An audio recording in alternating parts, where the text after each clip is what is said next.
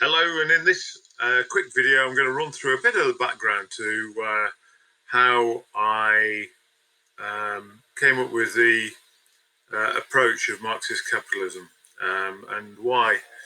I've put it down here with the R in brackets because it's actually an evolutionary approach rather than a revolutionary approach. It's revolutionary in effect, but evolutionary in execution. And as you see down there, I'm very proudly had the privilege of growing up in Barnsley in Yorkshire, where we are very straightforward people. We'd say it as it is and are very friendly, and it was a lovely place to grow up. Very challenging, and it still has its challenges, but it's a lovely part of the world. So if you ever get a chance, come on up. So I went to MIT Sloan Management School for an innovation course to understand what was the leading edge thinking on that. And to be honest, it was a waste of 25 grand. The only thing I got out of it was that if you are going to be the most creative version of you that you can be, then when you go into a meeting, when you go into an event, suspend your preconceived ideas of what you're going to get out of it at the door. Don't come in with, well, I'm going to do this and I'm going to get that and I know what's going to happen and all this kind of stuff. Because all you'd end up doing is actually spending all your time in the meeting trying to get to where you thought you would be in the first place to prove yourself right. Whereas if you come up with new creative opportunities to think laterally and in a mentally agile way to overcome an obstacle, you've got to embrace all of the different conflicting things, then synthesize it with your two brains, your rational and your gut feel, to make sure that it kind of aligns with what your experience tells you. But don't go in there going, well, I know what I'm going to get out of this, because it really doesn't. And this is where Marxist capitalism, which is an oxymoron, it doesn't seem to work together, but actually it does in practice. So I'm hoping you'll get a bit of background to it in this, and it hopefully will contextualize what will come on in later chapters down the road.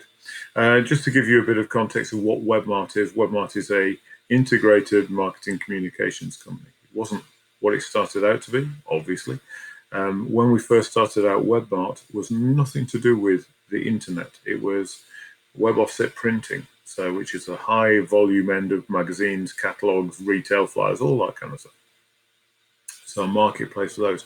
But obviously over time, and as marketing communication channels have blown apart with digital coming in and being the preeminent force that it is now, we've evolved over time to offer a truly exceptional.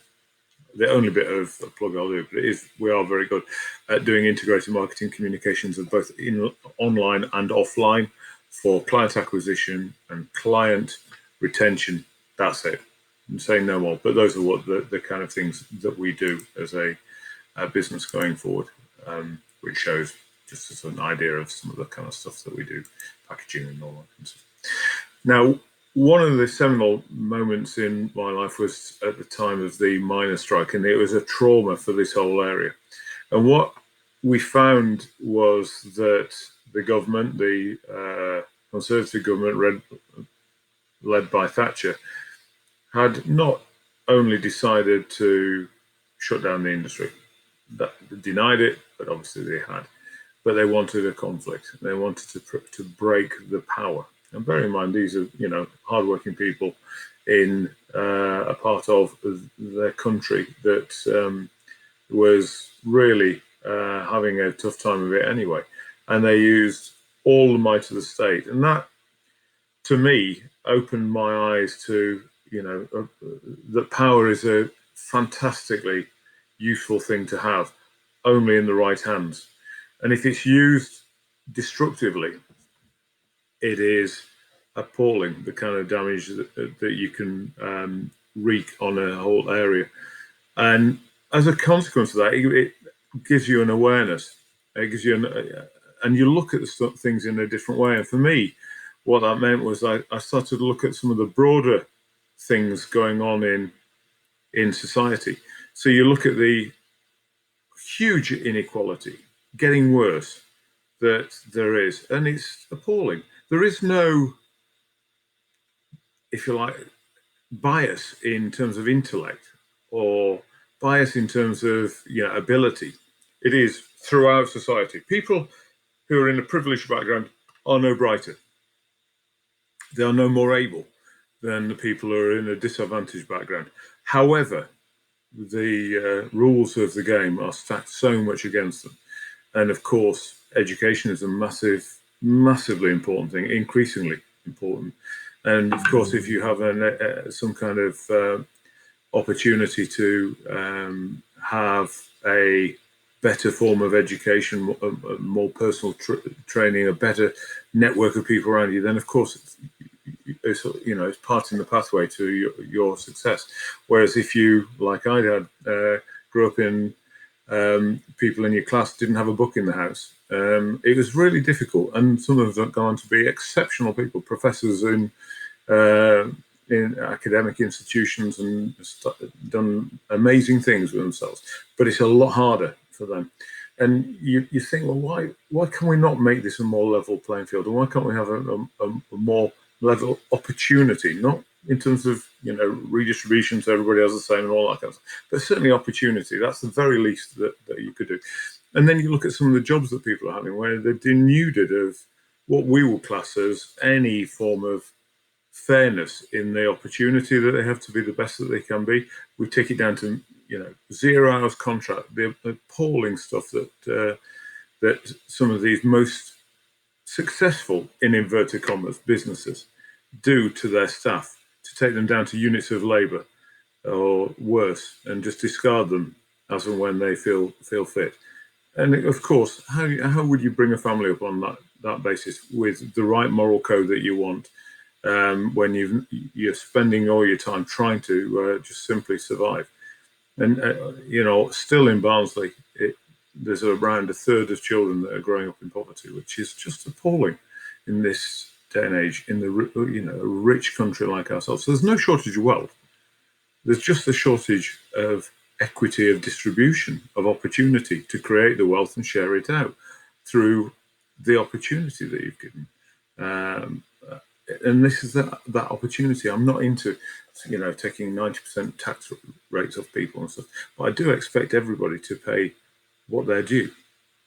Not try and look at ways of getting out. And when I started Webmart, I had the most appalling experience where somebody, in my naivety, I took out a trust, which was something I didn't want to do with retrospect, and it caused me no end of grief, which I'll not go into. But I did have a tax bill that came through, which was wrong because of it. But 14 days to pay nearly £650,000 personally. I mean, it turned out that at the end of it, there was no tax to be paid, but that was it. But it was told to me very early on that it's a choice to pay tax. If you don't want to pay tax, you can go through all these kind of things and not do it, which is just, how's that fair? How can that be possible in this day and age? When you have the semantics between, oh, no, it's not tax avoidance that is unacceptable, it's tax evasion. That's illegal. But tax avoidance is perfectly. I mean, I don't know how eloquent most people are with the difference between the two, but to me it sounds the same. And that's one of the things that it made me feel just appalled that this was seen as an acceptable approach to running a business. And of course, environmental abuse, we're seeing all of the impact of it. We just had the hottest spring on record. And, everybody can see the more extreme weather that's coming through. And of course, nature is healing. Nature is a fantastic place to do. But because capitalism as it stands at the moment doesn't have the externalities built into it of pollution and things like that, these are the unintended consequences that don't figure on a balance sheet of a business or in the cost of a product or a service delivered unless governments intervene. And this is where government is a really important part. It's a fantastically powerful part. When we go through what we've gone through with COVID, we don't go running to the bankers saying, what are you going to do to help us? The very last people we are going to run to. these people that are these purported titans of our industry. These people are getting knighted for great things, which really, what have you actually ever done other than look after yourself and try and avoid tax wherever possible? A number of these people, they are atypical to business people. Business people generally, I know, are fantastically decent people. But these people that are portrayed as the darlings of the media, and these are these great, fantastic people, they're generally complete egotistical wankers and don't deserve anything other than derision and investigation, to be brutally honest. And as a consequence of that, what you tend to find is these people, they don't care about the environment because they're in this wonderful kind of rarefied environment. And it's the last thing here, vested interest. If you scratch the surface, the people who are in power generally are the people, the sons or daughters of people who are in power, who've gone to the same schools, who've gone to the same network. There is this centripetal force of those who are, they may be elected, but quite a few of them are not elected, and they've just simply gone into the positions of power through the old boy and old girl network. And this is where you get that, if you like, that reinforcement of people who are like us are right. People who are not like us, the diversity that you need to get the better decision making, the more equitable opportunity for people, and the stronger labour regulations against the people who are abusive to their staff, etc., and environmental protection. Those are, because it goes into this kind of rarefied environment, it doesn't get through. So it opened up my eyes to all of these kind of things. And it also shows, when you look into it in detail, we're looking the wrong way. We're looking, because you've got these vested interests in people like this, and I'm sounding bitter at the moment, but this is how it kind of welled up inside me.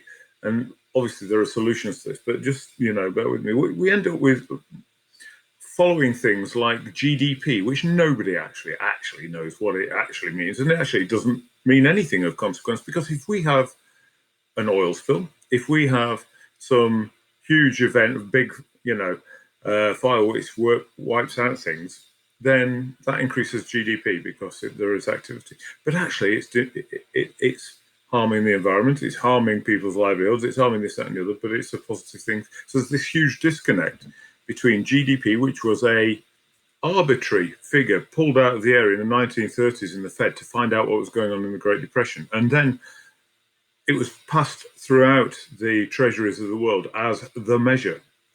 And it measures everything but the things that matter in life. And as a consequence of that, what you end up doing is overlaying a GDP with our self kind of perception of happiness. And there is a huge disconnect. There is no correlation between those two. Now, don't get me wrong, economically, we need to be having increases in that, but it's not increases in aggregate, it's increases in the opportunity for people to do that and the redistribution of that opportunity, which will give people the chance to go to that next level. And there has never been a revolution in a country where there has been a reasonable chance to get to the middle class. That's all most people want. Sounds startling, but that's the truth. And if you've got a chance to get there, people don't want to do bad things generally. 99% of people don't. They want to have an opportunity to be the best that they can be. And governments are looking the wrong way. They're measuring the wrong things because this is something that in international circles, that they get measured against, that they are ranked against. But it actually doesn't mean anything to you and I as we go forward. And this is the other thing that's a travesty, is that you see these people on the telly who are purportedly fantastic business people, and they're all just aggressive, not very nice, look at my wad kind of people. And it just puts a load of people off starting their own business. Well, I don't want to be like that. And I just thought, this isn't right. I remember there's a guy called John Harvey Jones, fantastic. It's not a reference to the kids. He used to have a thing called Troubleshooter, and he used to do kind of more or less what they do, but in such a nice way. Why can't kindness be a key trait that comes across in media. That's what matters about people. That's why people want to work with people in a business that does the right thing, does something meaningful, the right way, for the greater good. And I just thought, these kind of people, who would want to spend any time with these fuckers? Who would want to work for these? I mean, really? And it's just this absolute travesty and a disconnect between what the media says this is business and what the reality of business is. And it's doing a huge disservice to the UK. So I looked into in deeper. So this is, we as consumers, we look at the spending more money makes you happier. That's what you're told. All the kind of messaging that's out there. You get a new bag, you get a new this, that, and the other. Get new. So this is the kind of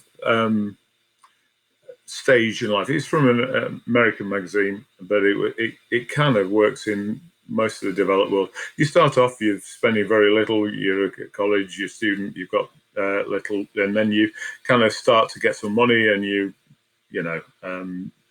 trade up into things. You buy your first home on average at 33, give or take. You then obviously have family, and you want to get into a bigger house if that's your lifestyle choice. But that's as a general trend. And at 48 is the peak of your spending in life. You've got lots of stuff you're buying for your family. You've got everything, and thereafter you kind of reduce. You tend to have more holidays, but you don't need so much capital expenditure. And then you kind of trade down. You don't need as big a house, and you've kind of got the stuff that you need. And then towards the end, you've got elder care, and you have to do that. Now, there is a corollary to this global index of spending, which is the global index of happiness. And this is how happy you feel.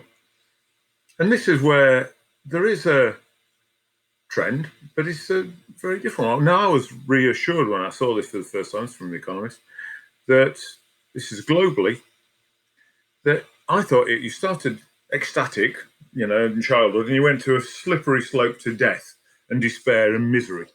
Well, the good thing is, it's not like that at all. It's a U shape.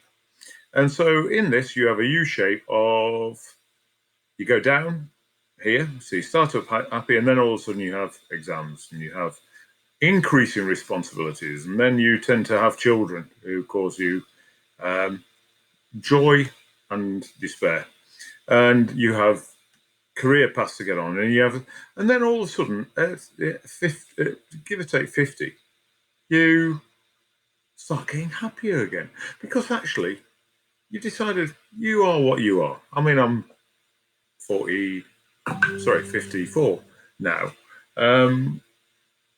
The good thing is that you actually become more content with yourself. You start to think, actually, this is me.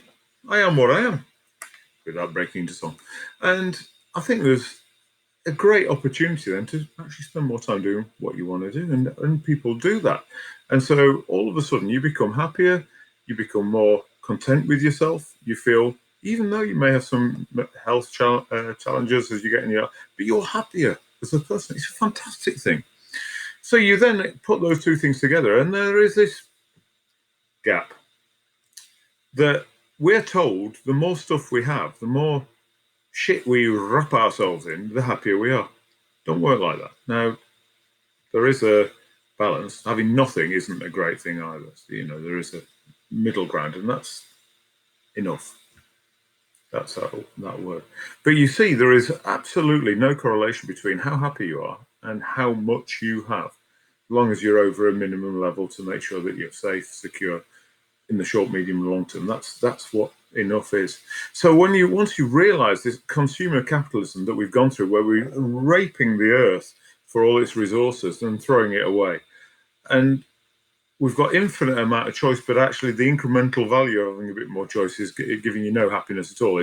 And everything that you own comes with an overhead of admin and hassle. The average American household has 300,000 items in it. 300,000. Now, in the UK, I think it's probably a little less, but not that much less, looking at the large storage places that are sprouted up everywhere. So less is more happiness, as long as you hit that basic light bulb. And that's what made me realize that there has to be a different way. And these are some statistics. Well, the last one's an opinion, but I like it.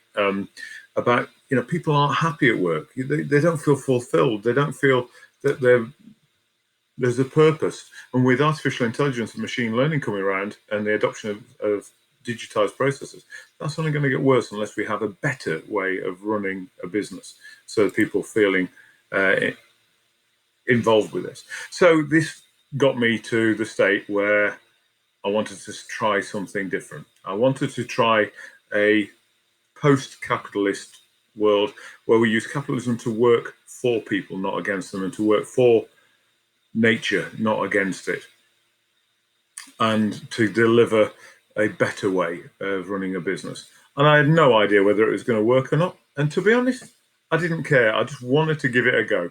And I thought, if I've tried everything and it don't work out, I'll go back to getting another job and I'll hold my hand up and say, thus is, I was wrong, and I'll go back and do something else. But actually, it has worked out. And in 1996, they're looking rather Harry Potter-esque before Harry Potter was invented, I set up Webmart. And that's where I'm going to stop it now, because that's where there is a opportunity to learn. I'll show you a couple more slides just to give you an idea of what the outcome is, and that's not going to the end. We have a unique balance sheet. We've never borrowed money. One of the key things, I've never borrowed money which comes with other people's business models wrapped into it, as in, if I take money from you, you tell me what I can do. So we've never borrowed a penny from anybody. But we've got an amazingly resilient balance sheet as a consequence of that, which is why during this rather difficult period we're going through, we're not worried. We're still investing for the long term. We're still investing for the coming out of the other side, and we can take this out of our reserves because we have reserves. We're not like these that share all the money out every time, and then we go cap in hand to the government because, oh, we can't do that. Despite we've offered dividends of millions, billions, we've taken all the money out ourselves, and then we're in a terrible state. Who'd have believed it? We've retained the money in the business, and it's allowed us to have this exceptional balance sheet. And we're very, very tax efficient, but for the country, not for ourselves. We put all of our bonuses and stuff through payroll. So we pay the highest marginal rate of tax that we can.